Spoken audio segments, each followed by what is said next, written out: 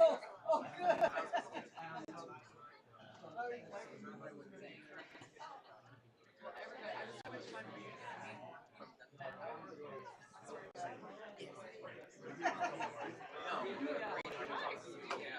So is that okay?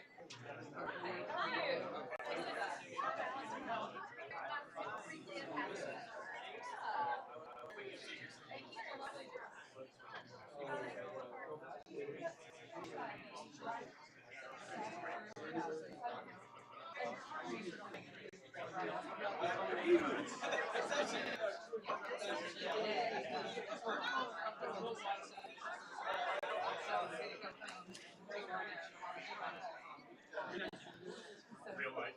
Yeah, real life insecurities. How's your family? Like, no,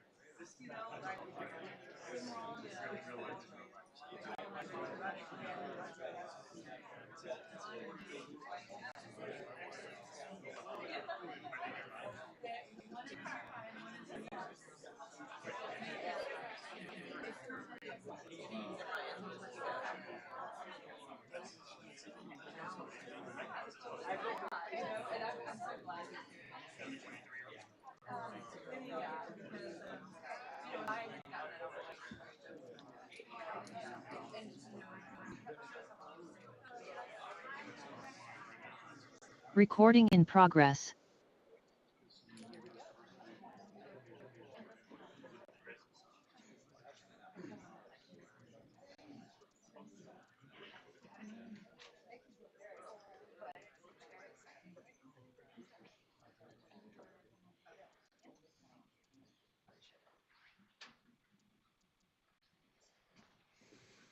Hi, everyone. Thank you for being here. We are going to begin our program with a pair of video messages. The first comes from our president, Dan Porterfield, and the next comes from a partner and colleague of ours, Brie Lascota. So we'll begin with that.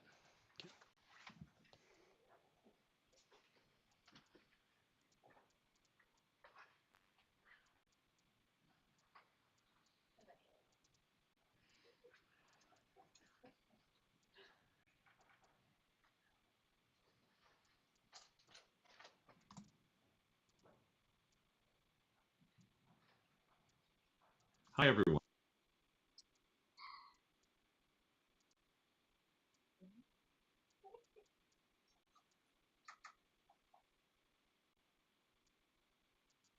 This is the part where we sing the Jeopardy theme song. Right? Good moment. Hi, Allison. Can I give you the virtually?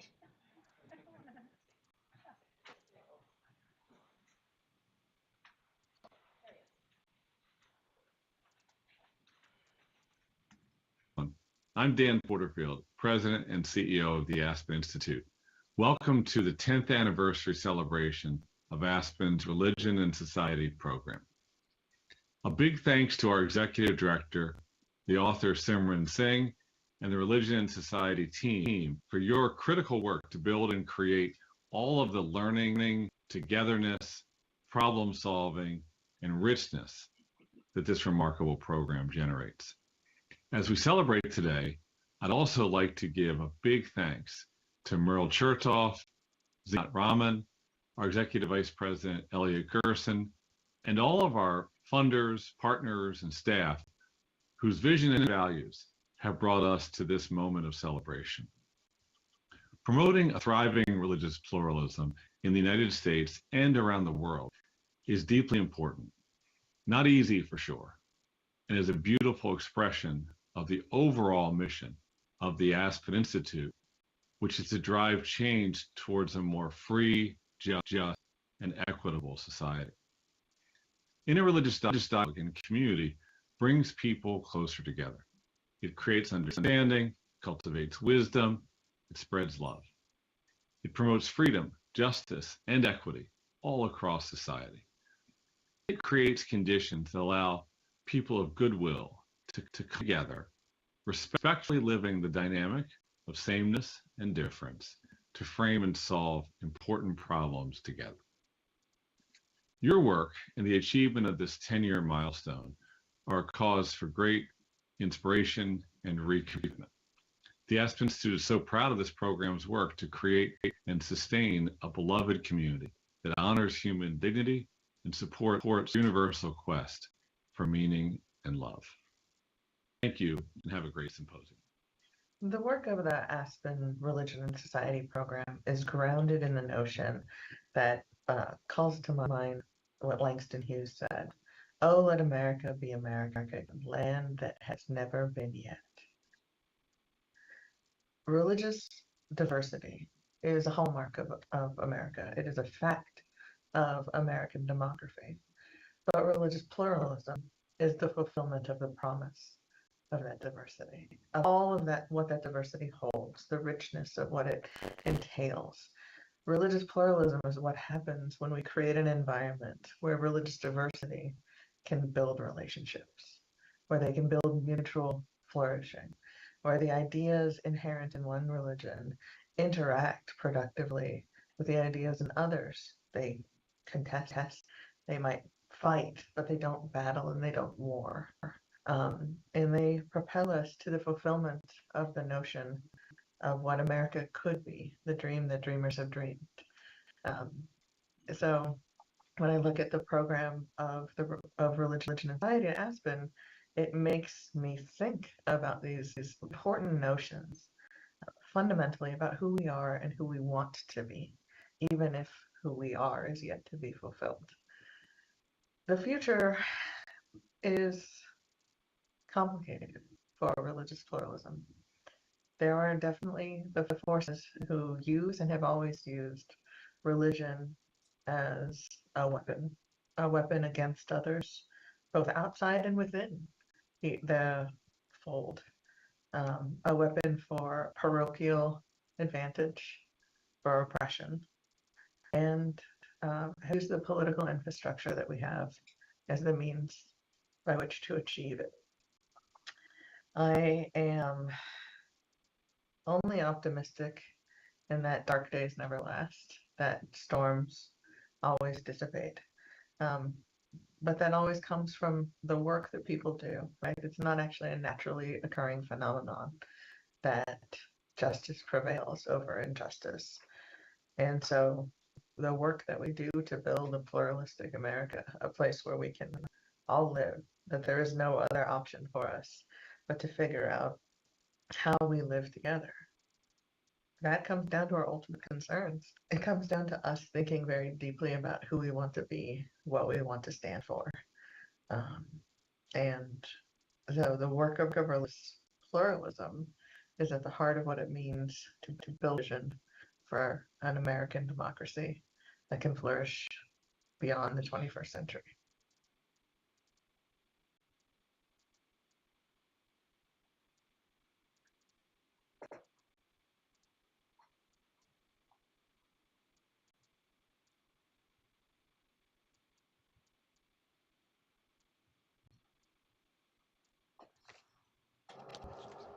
All right. Good afternoon, everyone. It's great to be with you as we celebrate 10 years of the Religion and Society program here at the Aspen Institute.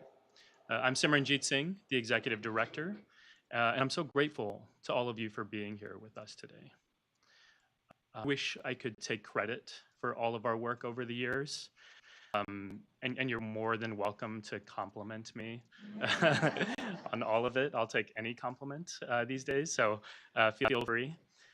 But the truth is, I'm standing on the shoulders of giants. Our team is standing on the shoulders of giants.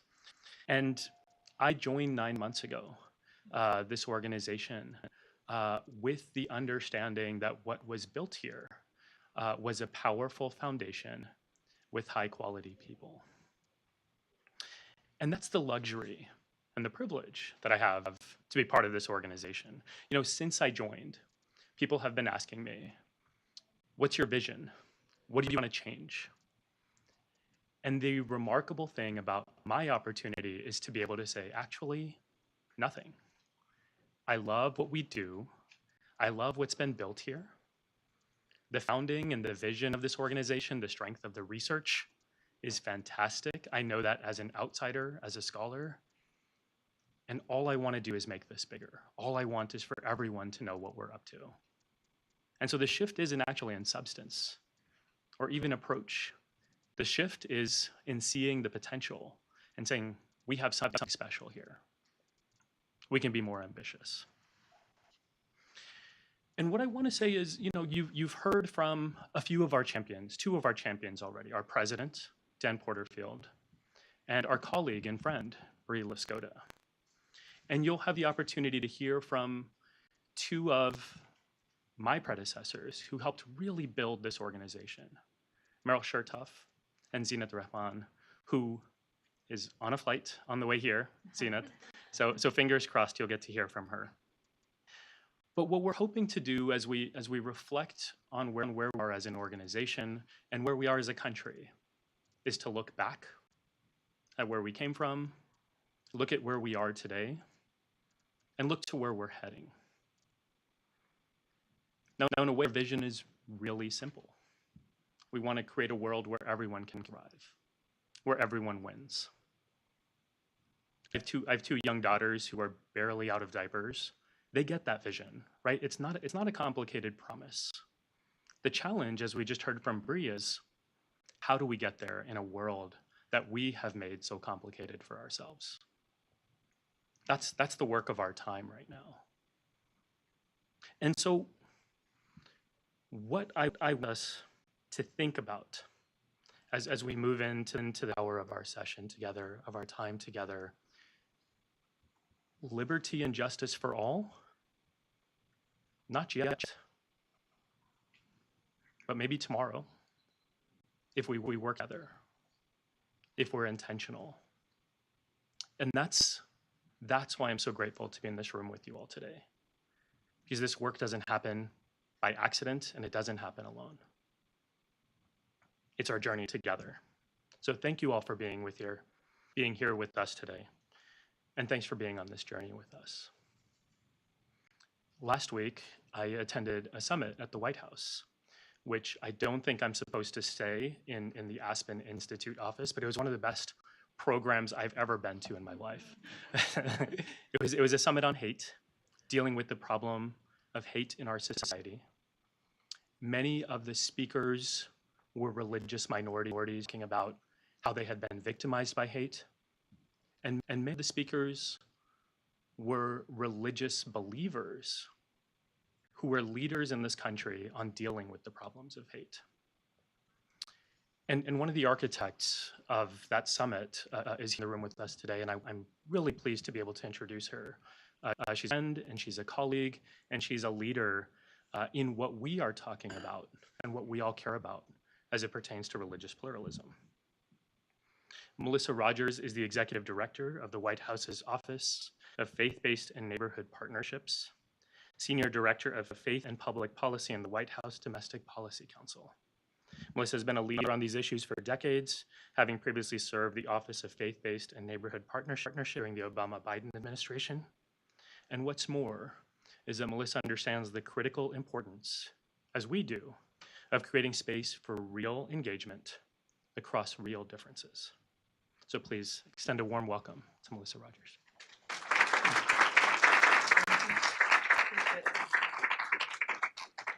Good afternoon, everyone. Thank you so much for that really kind and generous introduction, Simran. It's great to be here, and I'm so glad that you're in the place where you are right now. We've always appreciated your voice, and having your voice coupled with this program is a great gift to the nation. Thank you. And to see so many friends here today, it's just a joy to be with you. I want to bring you, of course, first warm greetings from our president, Joe Biden, and also from Ambassador Susan Rice, who really was the architect of the United We Stand Summit and just had put so much of her heart and spirit into it. And we were just pleased to play some small role in bringing it together. And I wanted just to note that I hope you take some time to look at the United We Stand Summit website. We were very determined and continue to be determined that it won't simply be a day at the White House, but rather a year and following of efforts to build just across differences in the United States of America and to counter and prevent hate-fueled violence. And I want to thank, I see not only Simran was there, but Ibu, and he did amazing work on moderating a session and also producing a deliverable with the YMCA and Habitat for Humanity on building bridges around service and conversation, which of course you know has been his passion for years. We're so grateful for that. Bob Roberts, Farhan, others of you were there and contributed so much to the effort, and we're just really, really grateful for what you brought to the table. I was asked to share a memory, and Adam Taylor also contributed, and Chloe, I'm sorry, I'm just now seeing so many faces in the room. This is dangerous, right, when you start calling out names. Thank you for your work in this space as well, long-serving, heartfelt work in space. I also want to recognize my colleague, Maggie Siddiqui. I don't see her at the moment, but I know she's here. She's right there in the back. She serves with me and leads the White House office, the Department of Education's office for faith-based and neighborhood partnerships, and also Imam Deed back there. Great to see you too. Thanks for your contributions. Now I'm really in trouble. But I want to also thank Merle Chertoff and my friend Zenat for their amazing pioneering work in creating this institution within the Aspen Institute. It was, with great foresight that they did so and wisdom, and we're all profiting from your very hard work and grateful for it. Going back to the summit, I wanted to say that, I hope you'll check out all the deliverables, governmental and non-governmental. And then I was also asked to share a memory or an idea about partnership across lines of faith and belief. And last week, in preparation for the summit, we organized what was a moment of silence for victims of hate-fueled violence. And in order to prepare for that, we asked a number of speakers to join us representing houses of worship, places of worship that had been victimized by hate-fueled violence. And they included Reverend Manning, who is the senior minister. This is all mass shootings and other hate crimes at houses of worship. Reverend Manning of Mother Emanuel Church in Charleston, South Carolina. We all remember the attack there. Rabbi Charlie Citron Walker, who was held hostage earlier this year for more than 10 hours in his synagogue in Colleyville, Texas. Thankfully, through his courage and those of first responders, escaped without any loss of life, but a harrowing day for him. Mandeep Kaur from the Temple of Oak Creek, Wisconsin, in 2012, lost so many lives to a mass shooter, white supremacist mass shooter there.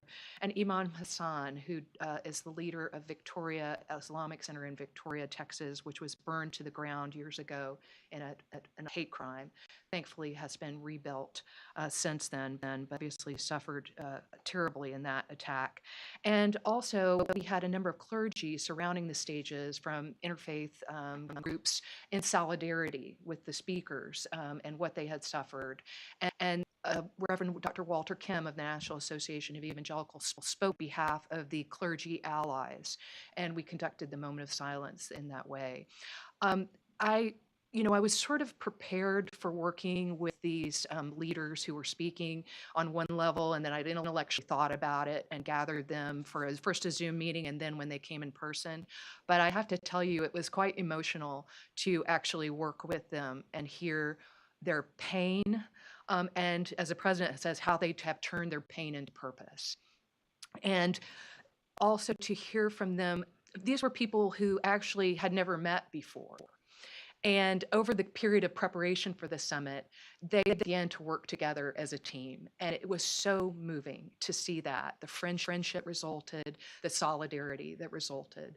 And so it was both a heartbreaking experience and a hopeful experience, one where I feel more confident that we can get more people to treat an attack on anyone as an attack on everyone and to show up for one another. So I wanted to share that as a hopeful sign today, even though it's based in heartbreak.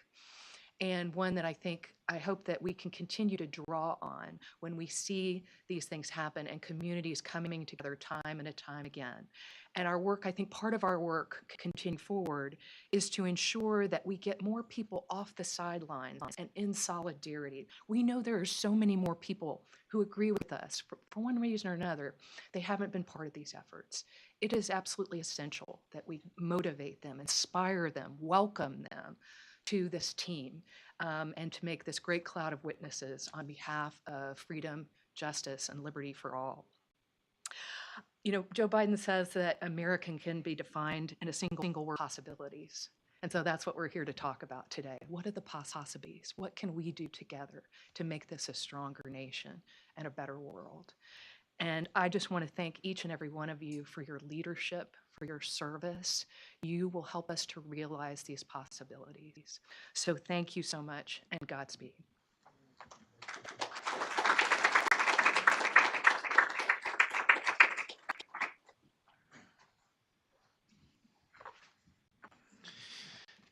I'm very pleased to be able to introduce Meryl Chertoff, who is the Executive Director of Georgetown Law's Project in State and Local Government Policy and Law. More importantly to us, she is the former Executive Director of the Aspen Institute's Justice Society program and the founder of this very program, which at the time was called the Include America Project. Meryl is the reason we have 10 years to celebrate, and her work laid the solid and deeply necessary foundation of pluralism work at the Institute. And so Meryl, thank you so much for being with us, and please come on.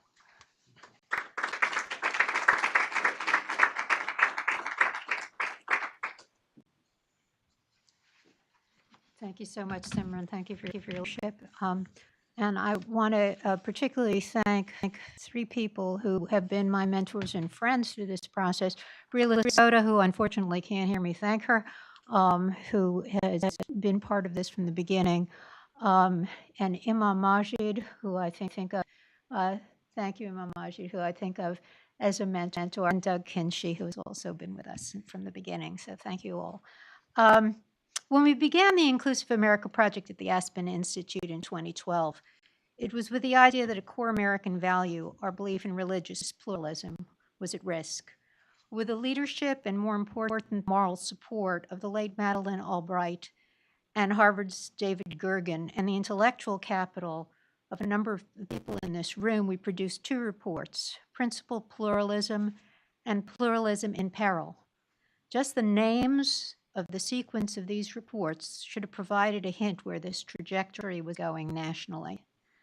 But I want to note something about our process. We were a very diverse group, and for me, the most illuminating and challenging relationships were not with my Muslim colleagues or my Sikh ones, because like me, they were accustomed to being minorities.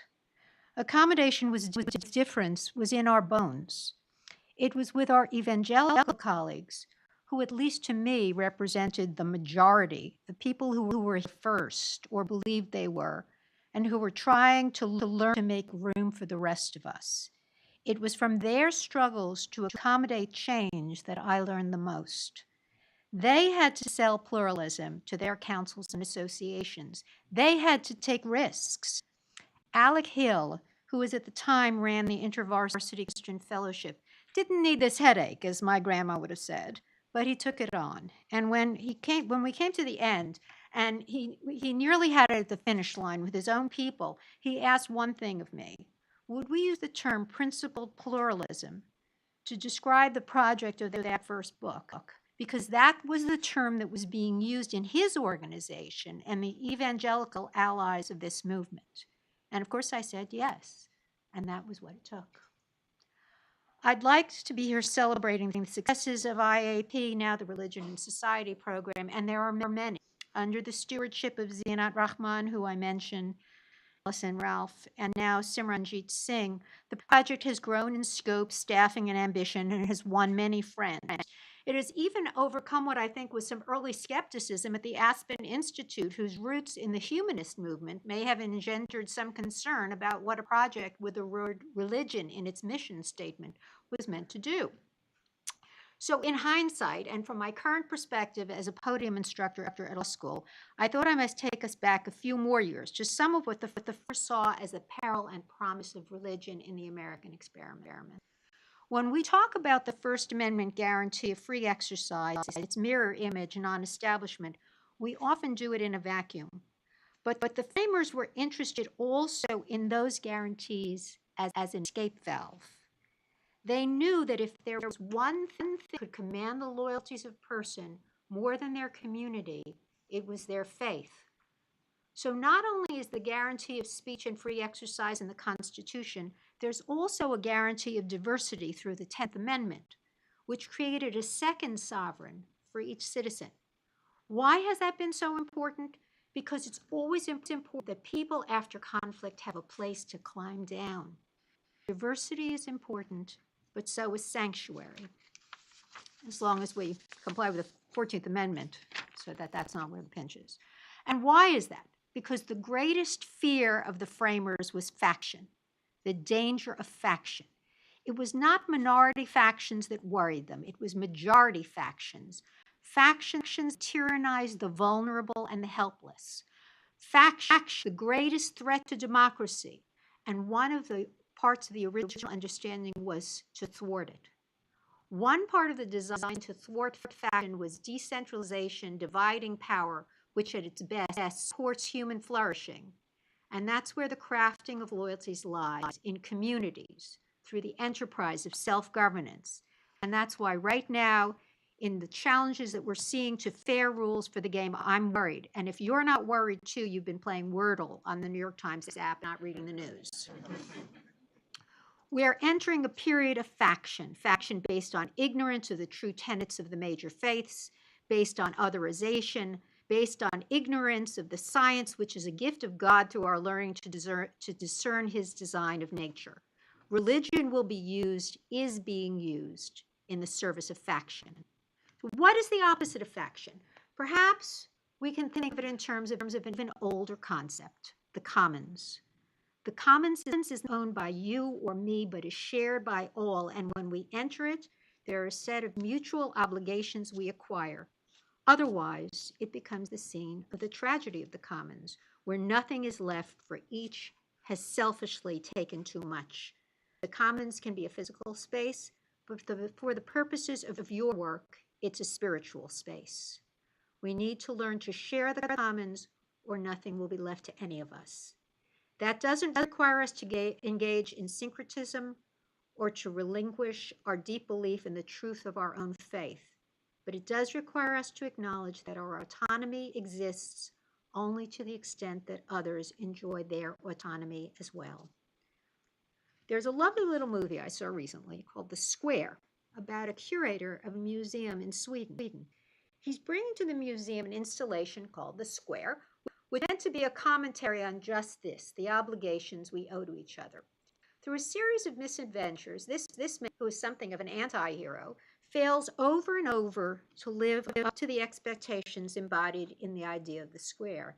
And yet, with all his imperfections, he feels the impetus to do it. He does some pretty crazy things, veering from selfishness to altruism. But at the end, after yet another failure, you have a sense that he'll go on, trying and failing to reach that better version of himself, as we must too.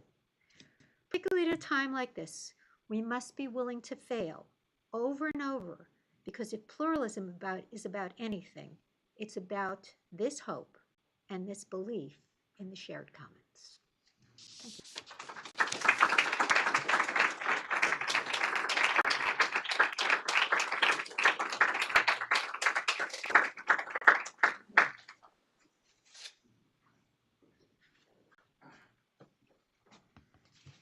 Thank you, Meryl. Also very pleased to introduce my colleague Allison K. Ralph, who is the Associate Director of Programs and the Director of Religion and Philanthropy at the Religion and Society Program. Allison works at the intersection of religion and society in an effort to better understand the ways we include or exclude on the basis of religious difference, and to radically expand inclusion. She served as a program consultant and advisor from 2017 to 2019, including as editor of Pluralism in Peril, Challenges to an American Deal, before coming on as an assistant director in 2019.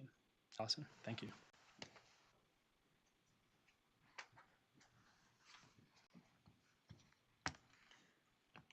Hi, friends. It's good to be with you. It is such an incredible honor to stand here with all of you in this space and to come after the incredible Mayor Justin Chertoff, who none of us, you've already said this, but none of us would be here were it not for your dedication and your passion and your inspiration and your vision. Everything that we have done in the last 10 years comes out of your work. And I could not be more grateful for all of it. I also have no hope of giving anything like the incredible speech that you just gave. So I'm going to say that out now too. Part of which is that you may have noticed that I am not Zinat Rahman, and that may or may not still be on an airplane. So it is my unenviable duty to pretend to something of her genius. I do know that Zinat was going to speak about how she came to this work, and part of it was through Ibu being on the original distinguished panel that you put together, Meryl, so many years ago, and Zinat's being connected to the work at Interfaith America, and then coming back to the space of American pluralism, religious pluralism. So after the election cycle of 2016, you could say this much better than I can, but really understanding of what the dangers were before us. And so you made the decision to bring on more dedicated staff, which, by the way, Meryl in all of those first 5 years never had dedicated staff to that problem. It was all sitting on her shoulders. So Zinat came on as a first dedicated staff. I came on soon after in a consulting role. And what Zinat and I were really blessed to be able to do was take the big vision that Meryl laid out and the big picture response. So Meryl said, you know, along with the distinguished panels, there are basically 5 areas that we can work on together: media, youth-serving organizations, government, higher education, and faith-inspired organizations. When Zinat and I came in, we had a similar idea.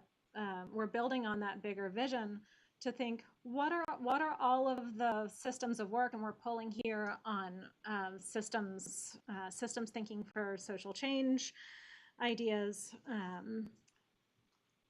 So what are all of the systems of work, the social infrastructure that is lacking, that we together can build? And how do you do that? That's networks of human beings just like you sitting here. So Zinat and her vision looked to aggressively build extensive networks of faith leaders, civil society leaders, folks interested in any of this work. And we also identified a few more areas in addition to those that Meryl laid out that we thought there needs to be more work in these areas, including diversity and representation in the media, a specific focus on religious freedom, and in racial justice. Zinat also built, all of that came out in our Powering Pluralism Network, which is still ongoing. We're working through that now. Simran's going to say a few words about that in a little bit. But also in her dedication to building the support work for that whole field of civil society through building connections with funders. Because many, as probably most of you know in this space, institutional philanthropists have the same kind of squeamishness that Meryl described about the humanist stand here at Aspen Institute. And that can be a challenge for faith-based organizations as they fundraise. So Zinat pushed that work forward, built a network of funders in our Religious Pluralism Funder Circle, and that work is going to continue under my direction as the Religion and Philanthropy Initiative. The other work that Zinat started to bring together, was a racial justice task force.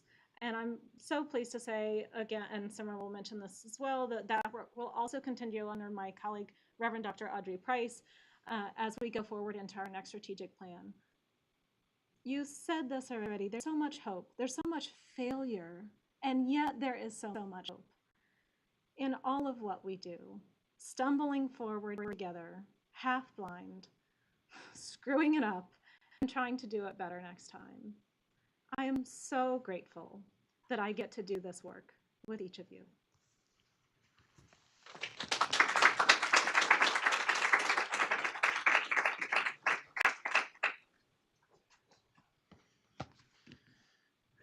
I want to add a word briefly about my own entry point into this work. And as many of you in this room know, I grew up in South Texas in a Sikh family, and there were all sorts of challenges growing up there, looking like this, and I don't need to rehash those stories for you all. But I'll tell you, I was in 9/11. I was a senior in high school when 9/11 happened. And that intensity, racism really shaped the trajectory of my life. I began to care about school. I began to care about people I didn't know. And I really committed myself to understanding what is happening in my life and to my family with regard to religion and racism. I mean, that's what I wanted to know. And how do I make sure that we're all safe?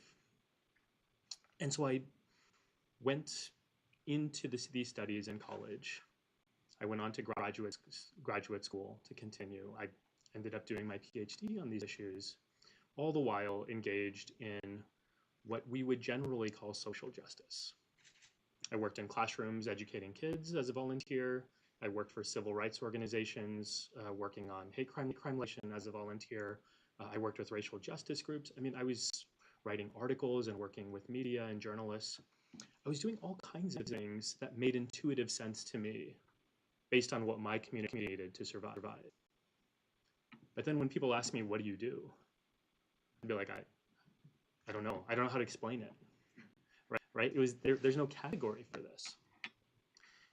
But I knew that this was what I needed. I knew this was what my community needed. And then in 2018, I received an email from, I think it came from you, Allison, for an invitation to join a summit here at the Aspen Institute. And I hadn't heard of the Inclusive America Project at the time. I didn't know what they did. I knew that I wasn't supposed to say no to the Aspen Institute, so I said yes. And I showed up, and I remember, I think it might have been in this room. I remember looking at the slides when they were sharing what pluralism was. And of course, I'm a scholar of religion at this point. I know what pluralism means. But I had never heard someone talk about how do you do pluralism? How do you create pluralism? And as the slides went on around the different areas of work that this team had identified, I was like, oh, that's exactly what I've been doing my whole life. And I have never had, it's not just that I didn't have language for it. I didn't understand myself what it was that I was trying to do. And I knew what I was doing, but I couldn't explain it to anyone. And so this was a revelation moment for me. And I think it indicates a possibility, right? If I, as a scholar of religion who's doing this work, understands the need for it, I don't even know how to talk about it. Like, think about all those people around this country who know, who care, who want to do better, but don't know how. What is that first step? What are the different areas of work? How do the pieces fit together? To me, that's the metaphor, right? They're all these puzzle pieces. Allison said systems of work. There are different areas that contribute to religious pluralism. So often we'll focus on. We'll say religious literacy. Let's educate people. Let's create awareness. Let's improve how media covers religion. Let's get interfaith relations stronger.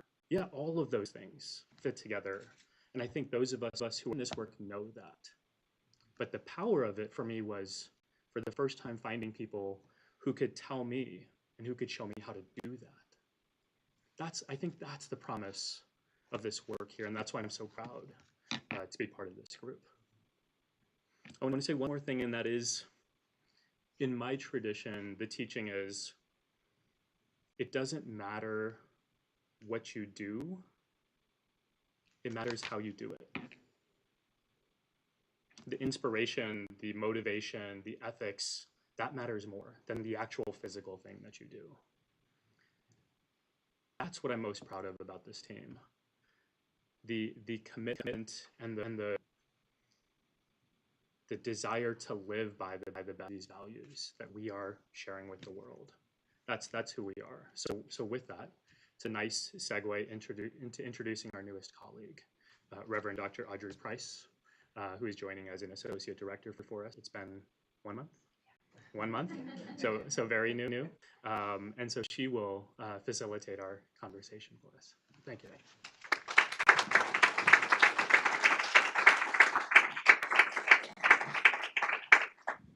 Well, hello, friends. Hello. So it is my pleasure to facilitate and introduce a panel to you. So you would have to journey with the Religion and Society program past this moment to learn more about my story. I bring to, as we return to our roots of having panel discussions, Doug Kinsey, who is the director of the Kaufman Interfaith Institute and university professor of mathematics and philosophy and dean at Grand Valley State University.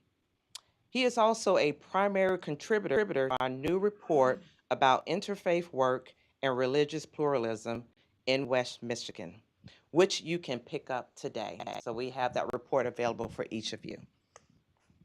We also have Ibu Patel, and he is the president and founder of Interfaith America, a leading interfaith organization in the United States.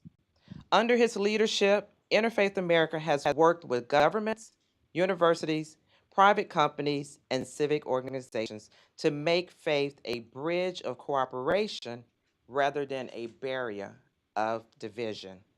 His most recent book is We Need to Build Notes for a Diverse Democracy.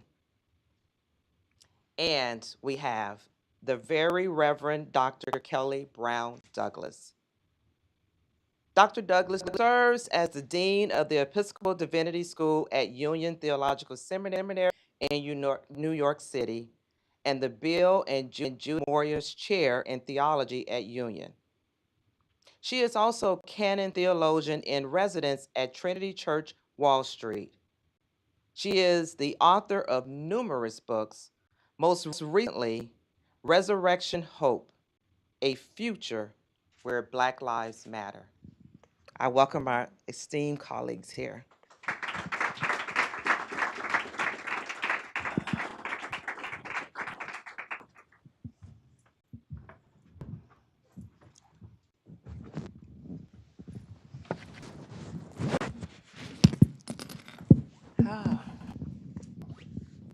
So, as we just heard, we have 3 committed persons who have distinguished careers in building institutions who purpose to raise up, to form, to connect human beings to each other within and across religious traditions. So I ask you, as you focus on 3 questions and what will be a robust 20-25 minutes,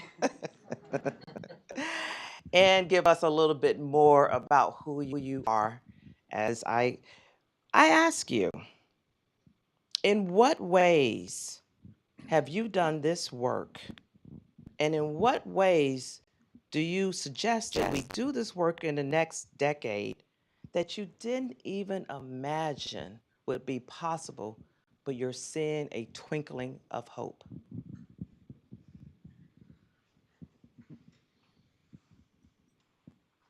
Oh yeah, I failed you. I'm supposed to call Nobody on wants people. to start? I will. Yeah. I'm kind of the unusual member of the panel, partly by age. I could be Evil's father. We just celebrate. My wife and I celebrate our 60th wedding anniversary. And you haven't hit that yet, so Almost at 20. okay. So anyway, and I come out of the science world. My field is mathematics and philosophy and physics. And I was dean of science for 28 years at my institution. And my first experience with conflict was the science religion issues. It was called warfare back there in the 60s and 70s, the warfare between science and religion. Now, nobody thought that Baptists were going to bring weapons against Buddhists or that Methodists and Muslims were going to have physical contact. But there was an attitude of conflict. So I grew up with that. And when late in my career, when the university had the opportunity to create the Interfaith Institute, the president said to me, "You know about this religion stuff because you do science and religion. Would you be the founding director?" And I took that on. And so I'm very pleased to be part of this. I sometimes say I had a 28-year, very exciting career at my university because we grew from 5,000 to 25,000 during that period. But now I have a calling.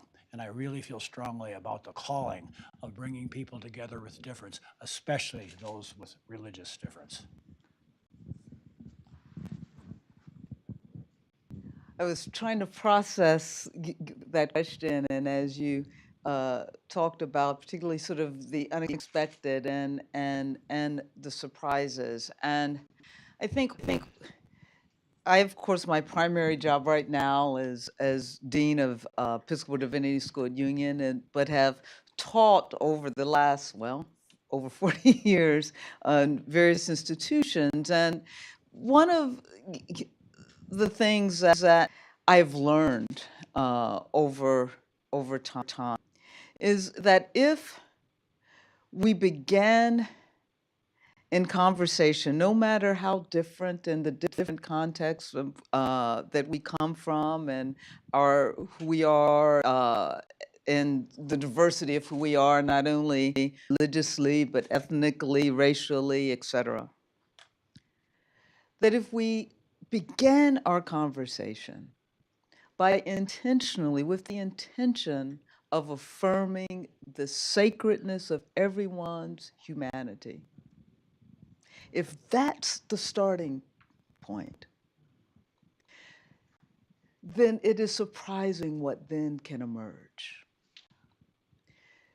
What's so often the case in conversations where we expect conflict is that we don't intentionally affirm one another's humanity. And I have learned over time that when we can make that an intentional, said, on my syllabi, I put that the underlying assumption here is everyone is sacred and everyone has value, and what they bring to the table has value. If we start there, and I won't go further, if we start there, for me, then surprising things can happen. So I'm going to fly my plane right in the middle here, because Reverend Dr. Kelly Brown Douglas just gave us kind of the cosmic vision of what interfaith cooperation is and ought to be about, the sacredness of every human being. And my friend Dr. Kinsey gave us a local vision of what it looks like in West Michigan. Right. And by the way, I think part of the genius, a huge part of the genius of Merrill when she began this and this program, is that it didn't just play in the Boss-Blosh corridor. Right. It wasn't, let's go find another person from a think tank to offer a view at a panel. It was also, hey, there's a math professor in West Michigan in a community that was history Dutch Reform, in which a Jewish family founded an interfaith institute at a public university. And we're going to go figure out how interfaith cooperation looks there. Right. It is a very local story. I think that there's a middle layer, which is a national story, and then there's probably a layer right above that which is a global story. But I'll just stick with the national story for a moment here. I think one of our opportunities, again, entirely consistent with you, where you all are flying, also is to tell the American possibility of interfaith cooperation, right? And if you think about the European founders of the 76th generation, and also the centuries before them, people like Roger Williams and John Bond, but also people like Estebanico and the people who are saying the Muslim Adhan in the cotton fields of the South. There's a long story of interfaith cooperation in the United States. We're the first nation to believe you could have a religiously diverse democracy. Right? That is new on the planet at a mass level in the late 18th century. And for all the sins and mistakes of our founding fathers, and they should not be forgotten, they came pretty close to getting one dimension of identity right, and that's religious identity. You would take what Jefferson, Madison, Franklin, Washington, that whole crew, you would take what they said about religious diversity in the 1780s and 1790s now, right? It sounds good today in 2022 that this government will give to bigotry no sanction and to persecution no assistance. That's George Washington, right? James Madison signs a treaty with a Muslim nation. Benjamin Franklin builds a hall in Philadelphia and says the platform of this hall will be open to preachers of any persuasion. If the Grand Mufti of Constantinople wants to send an imam preaching in this pulpit is available to him. That's the late 18th century. That's the North Star. And we have an opportunity to live up to it. So the opportunity to say this is an American story that we can realize in our time, right? And I think there's something special about our time, which is that there are massive demographic shifts that have taken place over the last few decades that we have an opportunity to live into and kind of realize as far as the American possibility goes. And so, get the term Judeo-Christian really as a response to the violent white Christian nationalism of the 1920s. It is a group of interfaith leaders called the NCCJ, the National Conference on Christians and Jews, who are responding to the KKK's anti-Blackness, anti-Semitism, and anti-Catholicism of the 1920s, who basically invent a term, and that term is Judeo-Christian. And I know it sounds inadequate today, but think about how much better it is to be Jewish like in 1990 than in 1930. Demographics have changed in the last 80 years. Attitudes have changed. There are now as many Muslims in America as ELCA Lutherans. The median age of Muslims is 20 years younger. We are no longer a Judeo-Christian nation. We're now in North America. We like that so much we renamed our organization after it, right? What does it look like to help lead America into that new chapter on the great American story of religion? Yes. To that, and what you're talking about, it seems to me, Ibu, is changing a gaze and our gaze on history, right? And somehow we're talking about changing the narrative of our story.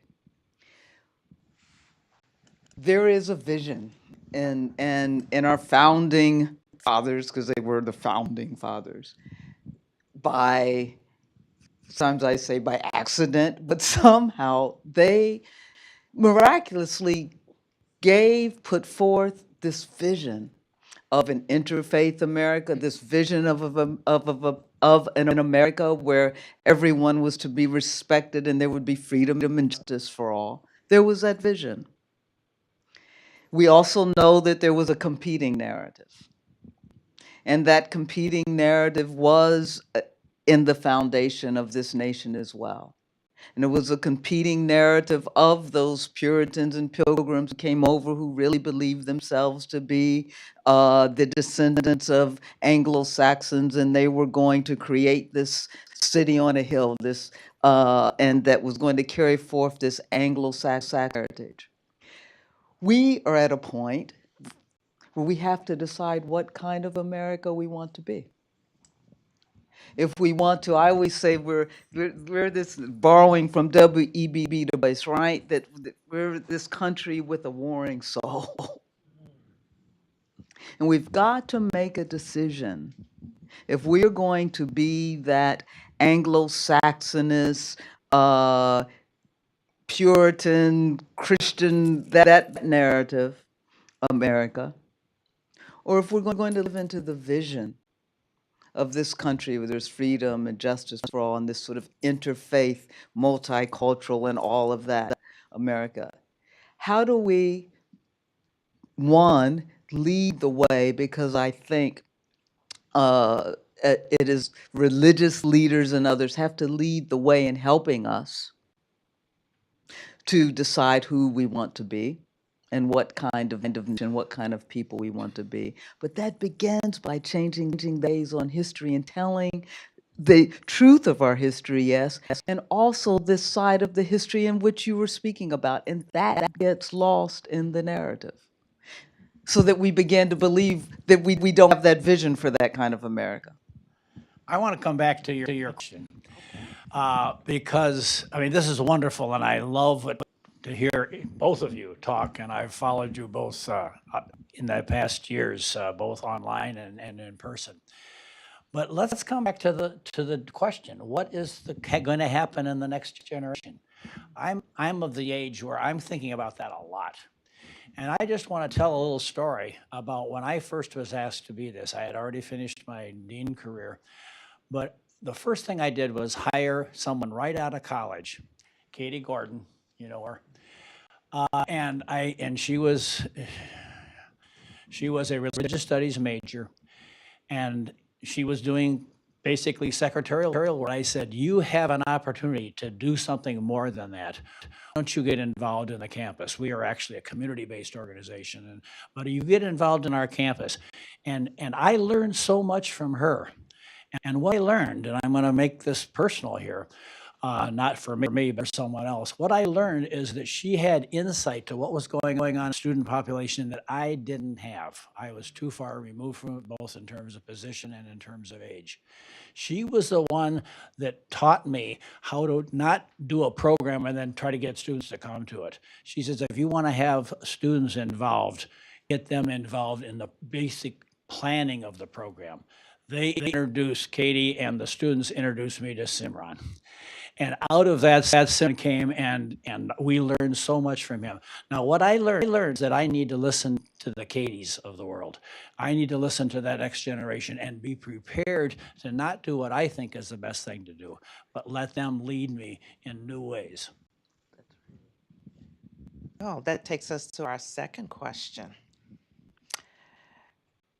Bridge builders. I think that's a name that you embody. We have noticed that religious values and communities, and I would offer human dignity, have been caught up in the American cycles of polarization and politics, such as the work of building bridges itself can seem treacherous in our political, theological, ideological, and all other types of camps that humans tend to set up. Bridge builders, how do you bring others into the fold, and how do you journey forward with them? So, a couple years ago, I was in Oregon in summertime, and there were fires everywhere, like on 3 sides of us. And I happened to be reading this piece in the New York Times, which opened with the line that when there is a fire on the Catholic side of the city of Mostar in Bosnia-Herzegovina, the Muslim fire department does not respond. Just pause there for you to consider that, okay? And when there is a fire on the Muslim side of Mostar, the Catholic fire department does not respond. And then the article goes on to describe a city which incidentally is not in hot conflict. This is not a city at war. That is totally segregated institutionally along ethno-religious lines. So Catholics and Muslims go to the same schools. Catholics go from 7:30 a.m. to 1:30. Muslims go from 2 to 8:30. Different nightclubs, different soccer leagues. The only integrated institution in the whole city is the garbage dump, but they have different garbage companies. So I'm in Oregon, and there's fires on 3 sides of me, and I have this kind of crazy idea. Who's fighting the fires? Do they know it's me they're fighting them for? And all these other people too, all these Jews and Zoroastrians and Sikhs and Catholics and atheists, whoever is fighting these fires, do they know who they're fighting them for? And you get this sense of a nation actually that at a very basic level kind of cooperates. Kind of cooperates. Honestly, that's really inspiring. Right? People say to me, like, where does interfaith cooperation take place? I'm like, every hospital in the entire country, every minute of the day, on every floor, all the time. And by the way, faith really matters in those instances, right? There are Muslims and Hindus and Jews walking in and they are saying their prayers. The hospital was founded by a Catholic order. It's run by an atheist who grew up Buddhist, right? Like that's every hospital in America. And part of what I think is very special about this country is that people, groups, start institutions that are inspired by their faith identity that serve people of all identities. Right? So HIAS, I'll use one example and pass it on. HIAS is the Hebrew Immigrant Aid Society. Who knows this organization? It's founded in the early 1880s at, a high point of Russian pogroms against Jews. And for the next, 80 years or so, HIAS had a lot of work to do with Jews. It's why it was founded, Hebrew Immigrant Aid Society. Right? And people are watching U.S. and the Holocaust right now by Burns. So, it's devastating to watch that. And HIAS has a lot of work to do. Okay, so by the 1970s, most of the Jews who want to be resettled somewhere, who want to be resettled in the United States, they're resettled. Did HIAS close down? Did HIAS close down? No. You know what they do now? They resettle Muslims. I think this is remarkable. An organization founded by Jews to resettle Jews who are going through unbelievably difficult times around the world believes its Jewish values mean that they resettle people from everywhere. And by the way, that's like half of American civil society. Right? Catholic universities were founded principally to do faith formation for Catholics. Now they educate everybody. Jewish Hospital in Louisville was founded principally to serve Jews when Jews couldn't go to other hospitals. Now they heal everybody, right? That's a huge part of bridge building in a diverse democracy. I think we should appreciate that. Right? We should cherish it. We should ask the question, how do we strengthen and spread it? Thank you. And I guess I like when we say fly in the middle. So I'll start from sort of a more personal example of when I found myself in a situation where bridge building was necessary. And people, they were in the room, yet they were divided one against another. And it was sort of a very politicized discussion, if you will. And I remember in that time, and some of you may have heard me do this before, but it came to me then.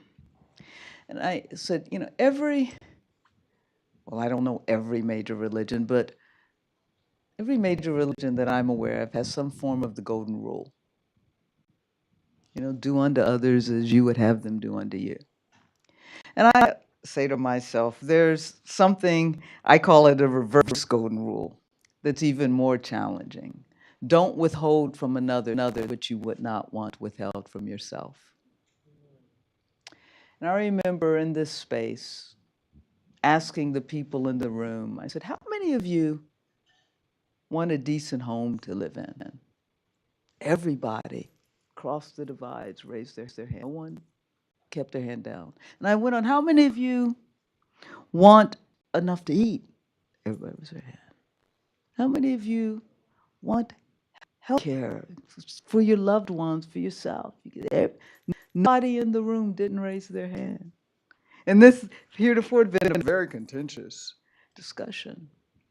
And went forward. How many of you want to be able to leave your home and feel safe?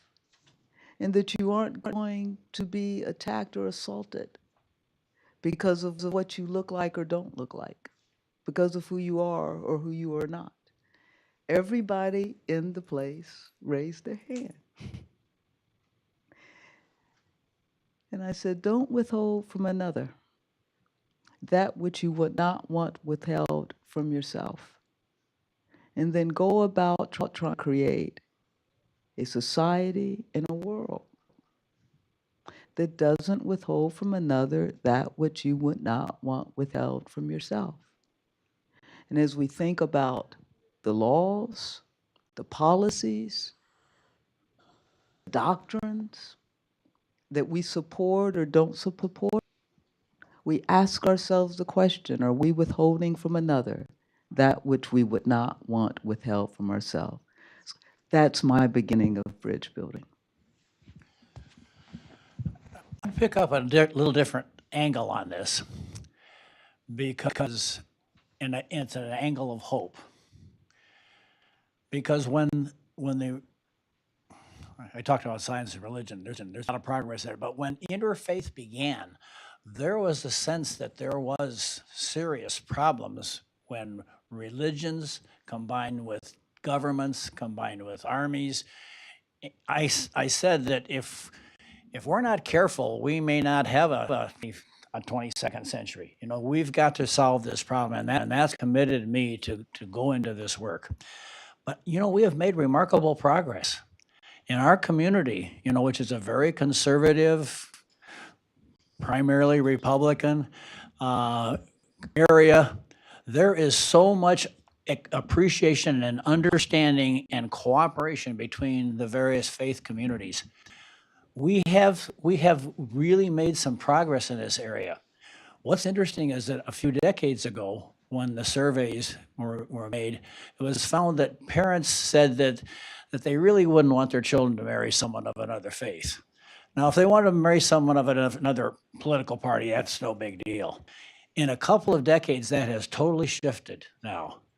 Now people in the surveys say that if our kids want to marry somebody of another faith, that's okay. But they don't want them to marry someone of another party. You know, the polarization is not in the faith communities as it was at one point. We have made real progress, and I think we can lead in building for the other polarization that's happening in our community. Thank you. Whew. Well, as you know, we have a third question, but as we suspected, we don't have enough time. But what I will say, and what you have done, is you've both embodied the mission of what we are seeking to do as we partner with all of you to dialogue, to unite, to respect differences, to affirm differences, but to all be on the common ground that every human being has human dignity, and that therefore we work and endeavor to create a free, just, and equitable society. So thank you, and thank you all.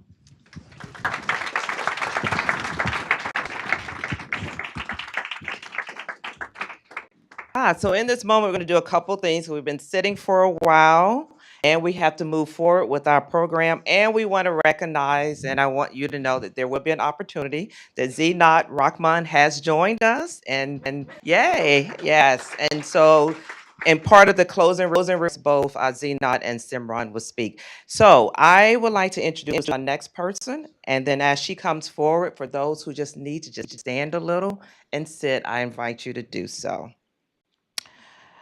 Pleased to welcome, and I'll introduce first several of our partners in the Powering Pluralism Network, one of the foremost ways, and we will continue this conversation and this work.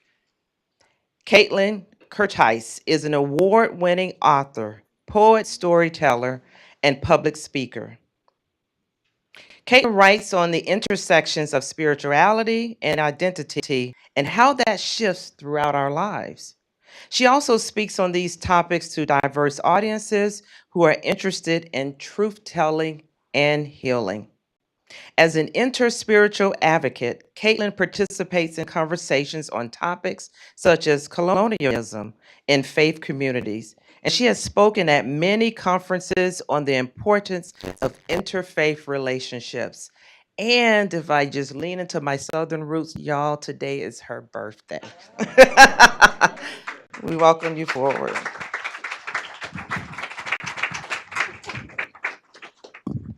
That was very sweet. Thank you. It is my birthday. I'm so glad to be here. Bonjour, Caitlin Curtin, Dejnakas, Potawatomi, and Dow. Hello, I am Caitlin Curtis. I am a citizen of the Potawatomi Nation, and I'm so honored to be with you all. I want to begin with a quote from Rumi that means a lot to me. This quote is, "Stay in the spiritual fire, let it cook you. Stay in the spiritual fire, let it cook you." We live in a society that wants fast-paced healing with little work. And sadly, that's the opposite of what's needed now and for future generations. We need to lean into the long-term, long-lasting work of care, kinship, solidarity, and community for this work to last. And I believe that's what we're trying to do here in these spaces. That is what Rumi is writing about, that staying in the spiritual fire of working toward a better world means we actually stay there and we get cooked. We are answering this question about what the future of pluralism is all the time, whether we realize it or not. We answer it in the way that we love ourselves. We answer it in the ways that we treat one another. We answer it in the ways we recognize the wisdom of children and future generations. I have a new book coming out next year called Live Resistance. And in this book, I write about how we can best resist this quo of hate and colonialism and white supremacy that exists in our world today. We do it by embodying care and love for ourselves and for one another and for Mother Earth. I write about the importance of dreaming, of drawing on the 7 generations prophecy that we believe as Potawatomi people. 7 generations before me, my ancestors dreamed of what the world could be like. And 7 generations after we are gone, those who come after us are going to be left with this world, with societies and systems and institutions, and they will have to make choices about how to live and how to resist. So I encourage you to think about future generations and to place yourself in this moment in history, not just for what it means to us right now, but what it will mean to those who come after, to the earth who will continue resisting in her own way long after we have returned to the dirt that created us. And the other thing I want us to remember in the next 10 years and beyond is that stories matter, that sharing our stories is about slowing down and paying attention in a fast-paced society that demands we rush through everything. Our inner work is connected to our outer work, and so resistance requires great care for ourselves to feel connected, to feel whole. So when we lean into care and consider our own spiritual values, we will learn to value others hold important as well. I value what we all bring to the campfire with our stories, because we, all of us together, have created the world that we live in today. We are the product, and we are also producers at the same time. We are descendants of those who came before, and we are also ancestors in the making. If we can learn to look critically and lovingly at our own contexts and to ask hard questions and to challenge ourselves, then we will learn to do the same for one another and beside one another. We will be challenged to ask whose stories and voices are missing from these spaces that need to be here. Storytelling is key to this work. Storytelling flies in the face of a Western colonized mindset that says we must get the work done now or never. When we slow down and engage in the work of storytelling and story sharing, something sacred happens every single time. We are more fully prepared for wherever our journeys take us, and along the way, we are considerate of one another, holding kinship at the forefront of our minds and our hearts. Never underestimate the ripple effects one relationship can have on your own world and the world outside of you. So in the next decade, let's keep returning to our stories and holding each other's stories with care. Let's keep a steady pace, letting the spiritual fire cook us. And let's invest in the future generations who will continue the work that we could only dream of today. Thank you.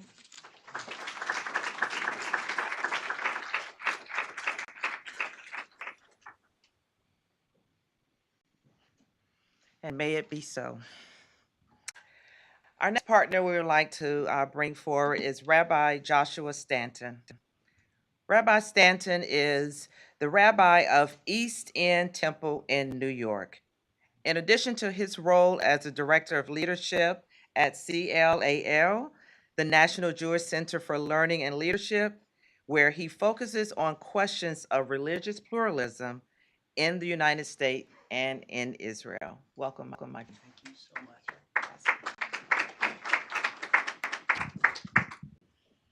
There's a wonderful rabbinic parable about how the Jews became the chosen people, and it's not because we were so special or so good. The parable goes that God went to all of the other peoples of the world at the time and said, you can be my chosen people, but you have to do this, you have to do that, and laid out rule after rule, condition after condition. And everyone said, thanks so much, God, I think we're going to pass on this. And then God came to the Jewish people and they said, well, we are the last people on earth God went to, but I think we can say yes. And I think there is a way in which receiving a call and answering a call is about doing what is difficult, but what we have the spiritual fortitude to step up and to do. And I find that being a religious leader is very much answering the call that others have made for me to step and be a pluralist.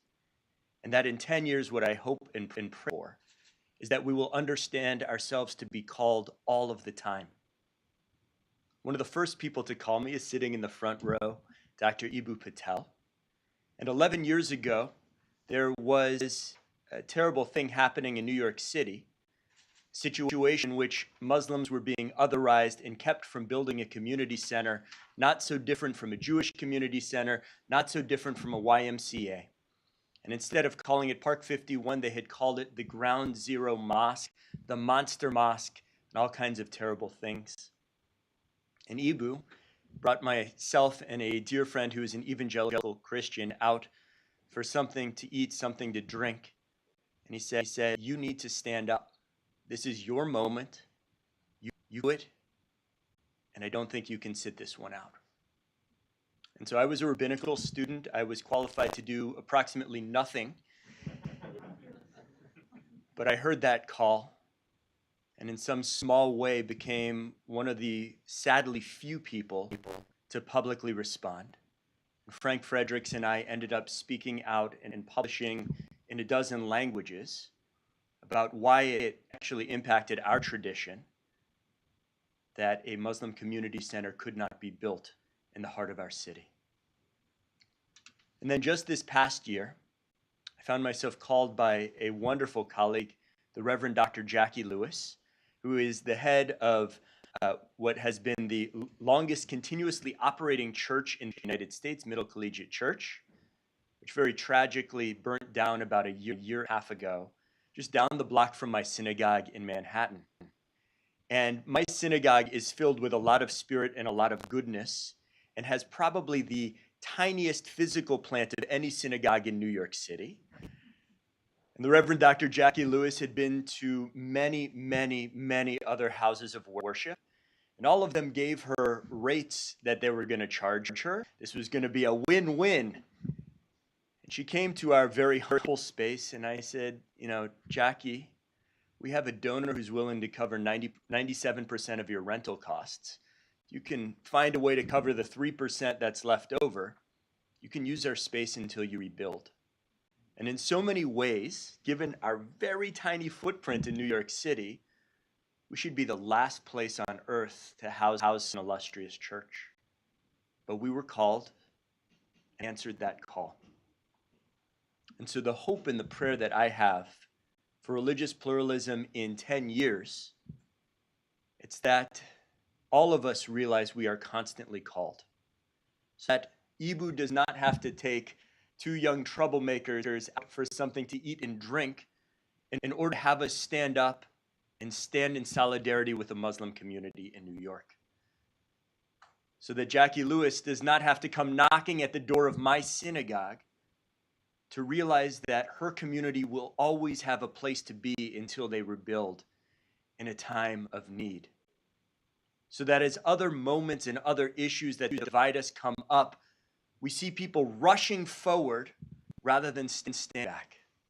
The issue in which I see many people meaning and doing little right now in New York City relates to immigrants, those seeking refuge in the United States who are being bused cruelly by leaders in other states, and malefactors, I might add, just to prove a point, score political points, and yet again win some midterms. What I see in the New York City faith community is a lot of people asking each other, what can we do now? Some incredible people stepping up. I see the Reverend Dr. Chloe Breyer right there, stepping up constantly. But it's not like house after house after house of worship is throwing open its doors, is providing resources, is caring for those who are essentially being kidnapped and sent to a place that they know not. In the future of pluralism, and God willing in 10 years, every single religious leader, clergy, and lay will be at Port Authority bus terminal at 5 in the morning, receiving immigrants and making sure that they feel welcome.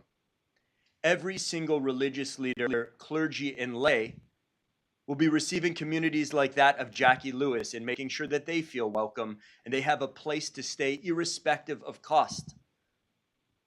So that every single person, lay and clergy, will not wait for a couple of crazy rabble-rousing kids when a Muslim community center has its right to exist challenged, but they are all standing, greeting the community, and helping them build a space to call their own. That is the future of religious pluralism in America. May we make it so.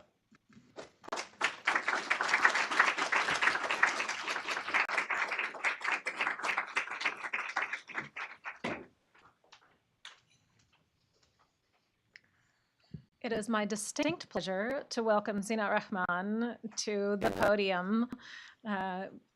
She is currently the executive director at the Institute of Politics at the University of Chicago, formerly of Interfaith America and Department of State, and my very good friend. Zina, welcome.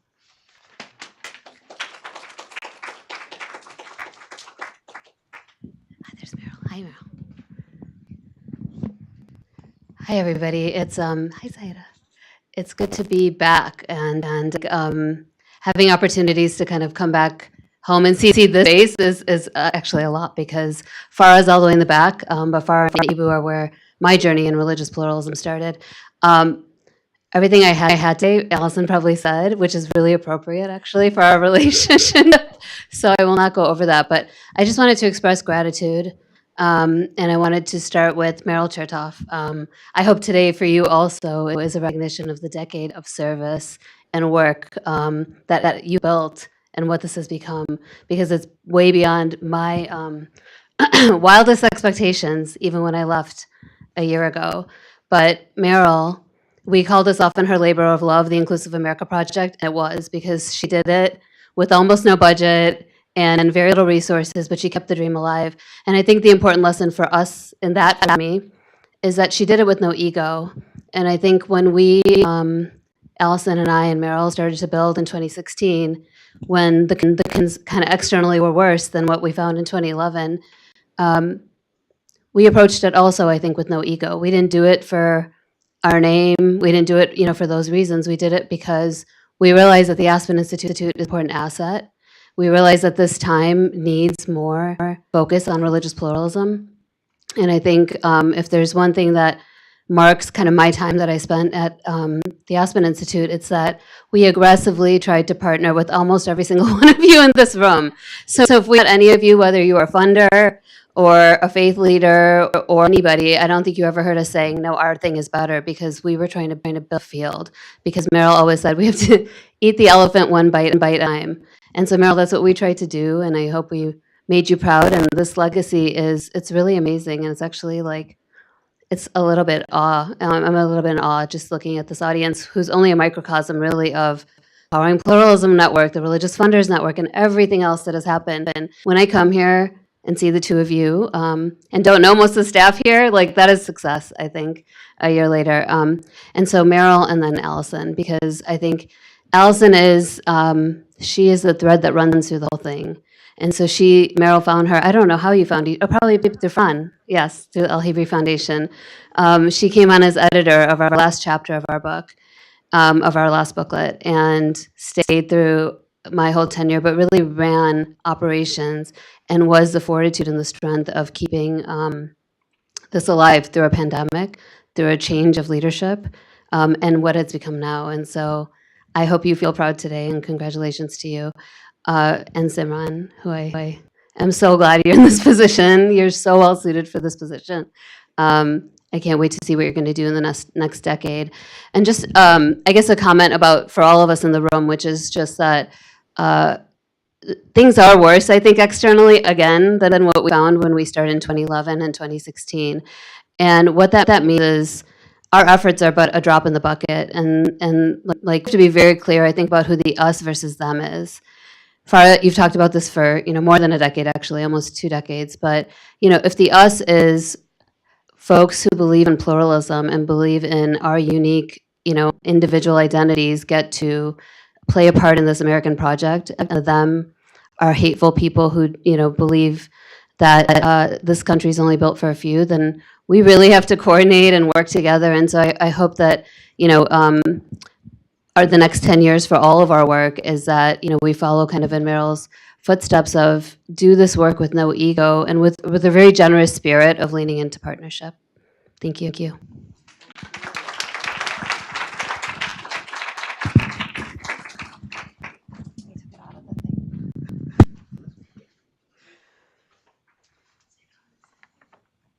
I am pleased now to welcome in order Reverend Dr. Nate Walker and Dr. Michael Penn.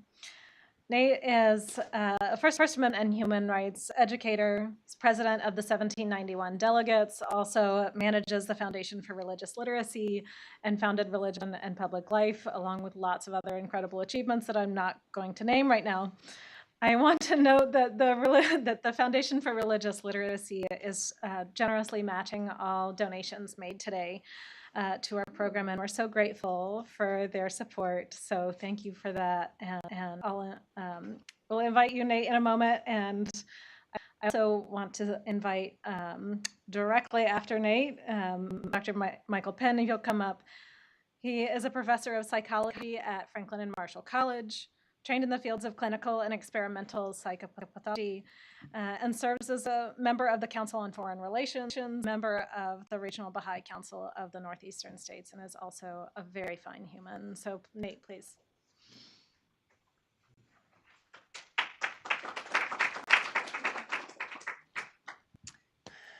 I think one of the greatest gifts we can give one another is to be in one another's presence. And it is a deep honor to gather with you today. When I look around this room, I see so many of my spiritual guides, including those whom I worked with at the museum. I'm so grateful for who you are in your character, how you live your lives. And on behalf of Bruce McEver and the Foundation for Religious Literacy, it's an honor to be in your presence.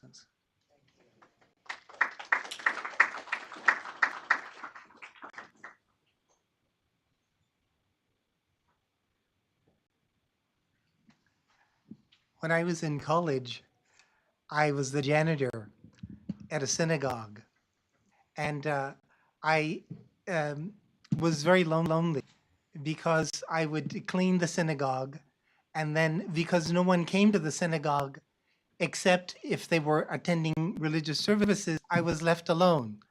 And so I became so lonely that one night I said to myself, I don't think I can make it until tomorrow.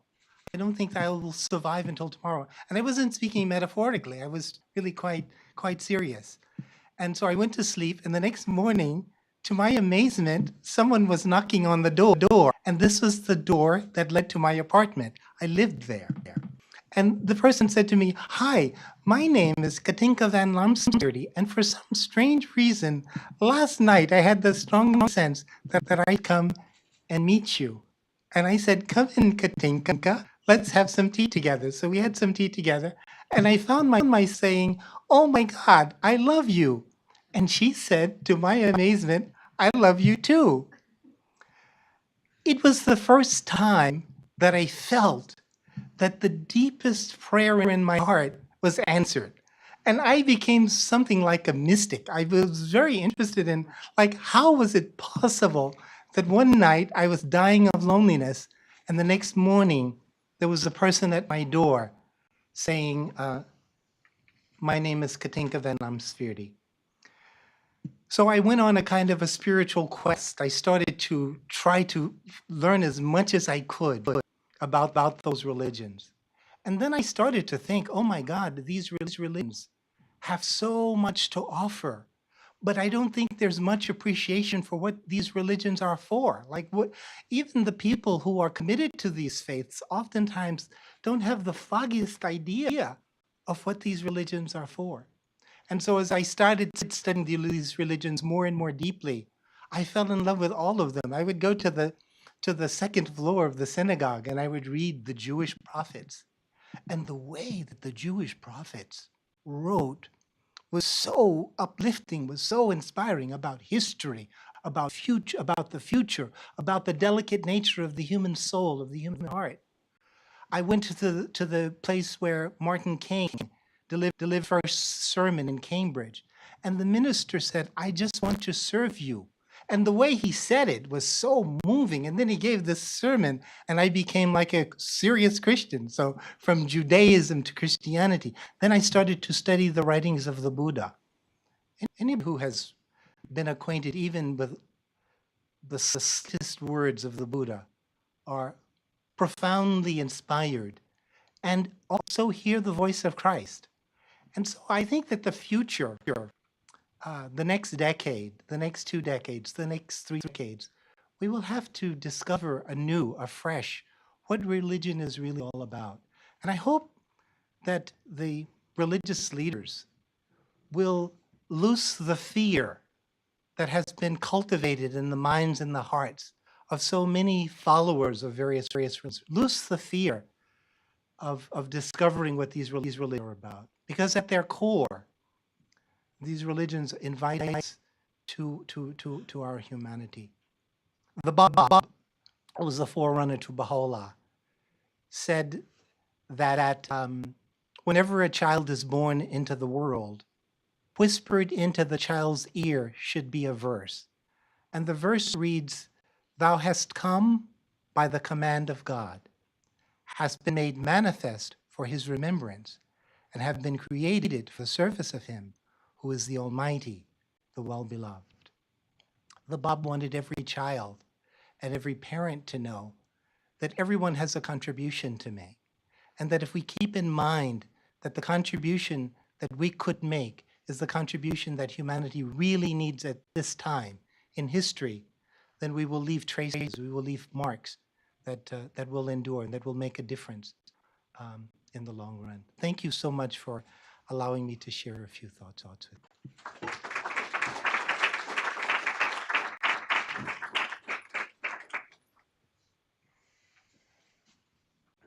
Okay, so I've left you alone for a while. Now I'm back. And only to close this out, and did not prepare remarks for the closing because I thought let's hear what people have to say and reflect back. And one thought that struck me as Caitlin was speaking and sharing this poem from Rumi, "Stay in the spiritual fire, let it cook you." There's something really powerful about that if we think about an individual spiritual level and also on a collective level. Because essentially, what is Rumi saying here? We're undercooked, we're raw, we're underdeveloped. And it reminded me of a line from Sikh scripture by a Muslim saint named Baba Farid. He says, "Dilo mohabbat jin sai sachya, jin man hor mukh hor se kande kachya."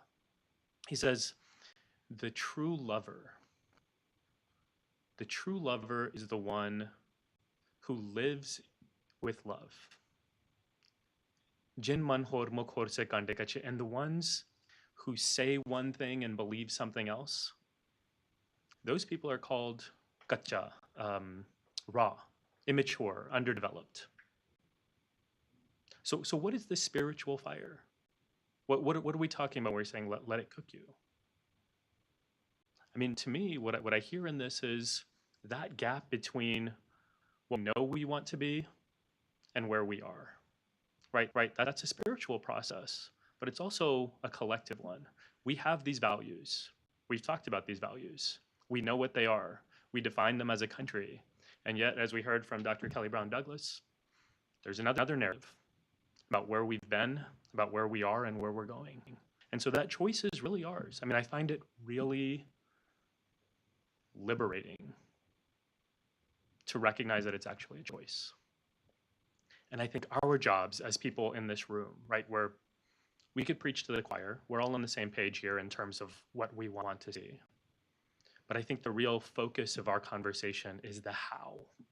How do we get there? What does it take for us to go from a society that's underdeveloped and immature and raw and killing other and hating one another to a place where we actually care? That's the question, and that's the work of our organization. So I'm really, really grateful, as Nate was saying, to be in your presence.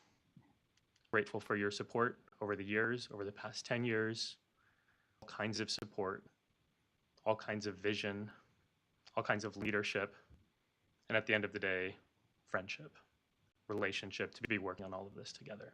So thank you all for being here. We'll have a small reception outside and look forward to that as well. Thank you.